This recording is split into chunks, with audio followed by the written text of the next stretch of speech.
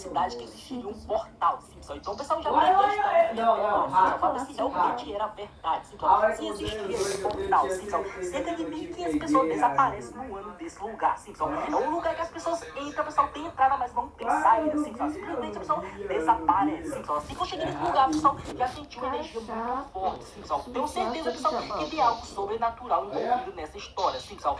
Não é todo mundo que vê esse portal, ninguém fica o dia inteiro, Simpson. É apenas no final da tarde, Simpson. Então eu fiquei esperando das 5 horas da tarde, Simpson. Assim que o sol abaixar, Simpson. Nesse momento, pessoal, eu vi uma luz muito forte, Simpson. E muito quente, Simpson. Como se fosse ali algo do fogo, Simpson. Nesse momento fiquei esperando para ver se o que ia acontecer, Simpson. Se realmente esse portal existiria ou não, Simpson. Ou então, pessoal, se ele realmente leva as pessoas para o céu ou para o inferno, Simpson. Então fiquei esperando dar o horário certo, Simpson. E na hora, pessoal, eu senti algo muito estranho, Simpson. Ai!